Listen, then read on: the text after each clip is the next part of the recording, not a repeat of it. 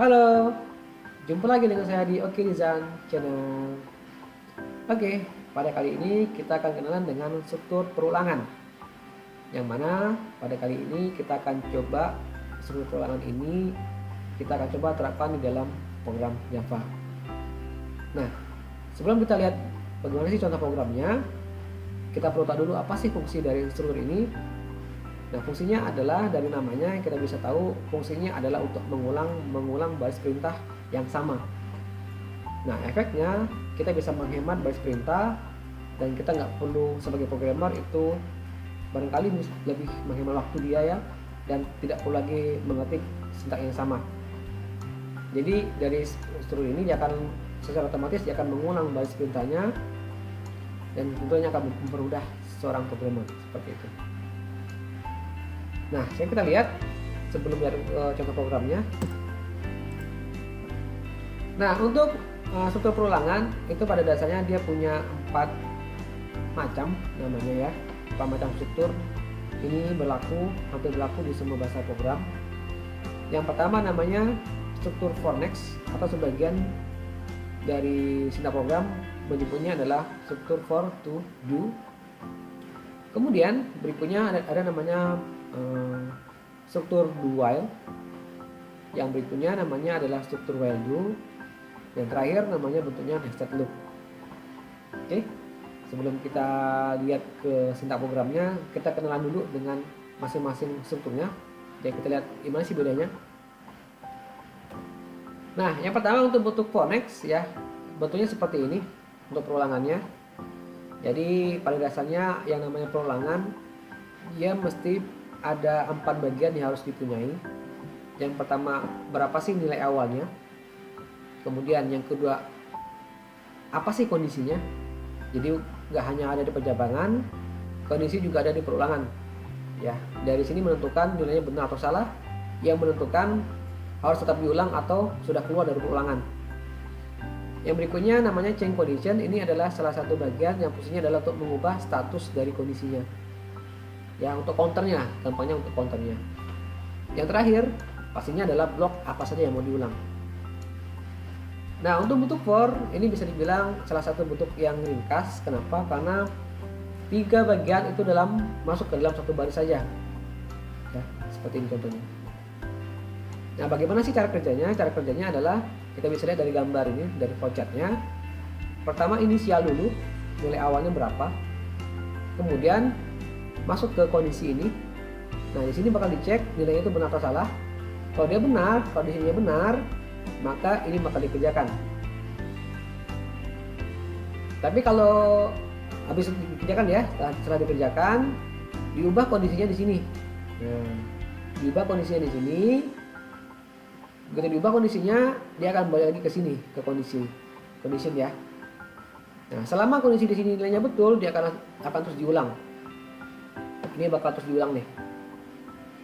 Tapi begitu kondisinya itu sudah salah, dia akan langsung selesai lompat ke bawah ya, karena instruction. Ini bakal dikeluarkan ya, selesai. Jadi kira-kira seperti ini cara kerjanya. Dan untuk bentuk for bentuknya seperti ini. Nah, sekarang untuk yang sebelum ini ya, ini contoh programnya, saya lewati dulu. Untuk bentuk yang while. Bentuk while ini saya ulangi, pada dasarnya juga ada 4 bagian, cuman dia beda cara nulisnya. Jadi ini inisial ya, di atasnya ini inisialnya, berapa nilai awalnya. Kemudian maksudnya dari nilai awal ini kita akan menentukan yang ini pasti hubungannya dengan kondisi ya, kondisi untuk yang dijadikan operannya. Kemudian untuk di while ini yang jadi keywordnya adalah while ini ya. Jadi while ini yang menjadi keywordnya, dia pakai while. Kemudian kita bisa lihat di dalam sini, ini statementnya di sini. Sekaligus di dalam blok ini ada change conditionnya. Ini harus ada ya. Ya, ini perintah untuk memberhentikan perulangannya. Kalau sudah dia akan selesai ya, lompat ke bawah. Oke, ini bentuk yang while. Nah, sekarang bentuk yang do while.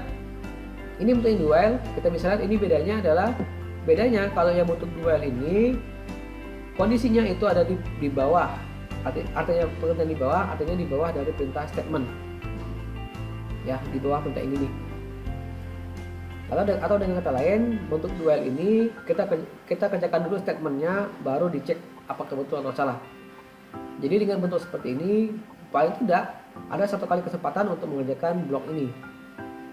Beda halnya dengan for ataupun dengan while do, itu ada kemungkinan blok yang bakal dikerjakan itu bisa saja dilewati ya, karena bisa saja itu salah, langsung lompat ke bawah seperti itu.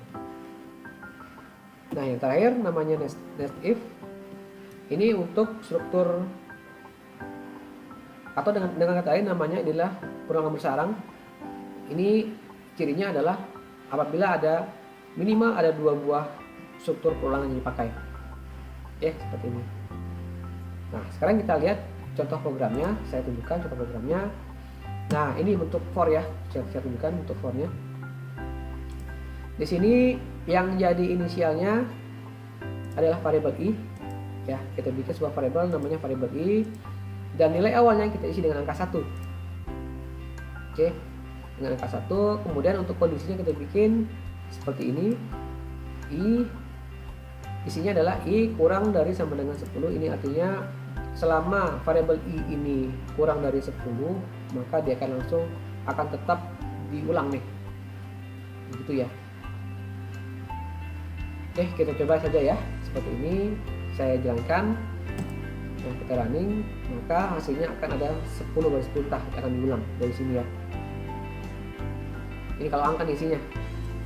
Kenapa muncul angka? Karena kita menampilkan isi variabel i. Kita coba saja di sini ya. Kita masukin biar lebih kelihatan. Saya tambahkan tanda plus seperti ini. Coba looping. Ya, saya jalankan. Betul, nggak ada salah. Nah, dia akan muncul seperti ini. Dia akan mengulang sebanyak 10 kali, sampai dengan 10 ya di sini. Nah, bagaimana kalau kita masukin angkanya 20? 20 berarti kalau ini kita ubah ke 20, maka dia akan mengulang sebanyak 20 kali. Kita coba ya. Coba saja. Ya, selesai komplitnya. Nah, sampai 20 nih. Kita bisa lihat di sini dia akan mengulang sebanyak 20 kali. Ini lebih artinya menghemat baris perintah yang akan kita buat ya, seperti itu.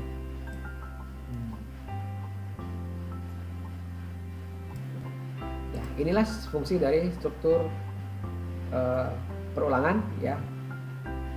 Jadi bentuknya walaupun pakai for, ataupun pakai while do, ataupun pakai do itu sama saja. Ya, fungsinya adalah untuk mengulang seperti ini. Oke, demikian hari ini mengenai contoh penggunaan struktur perulangan di dalam bahasa program Java. Mudah-mudahan ada bermanfaat untuk kita semua. Sampai jumpa lagi. Bye.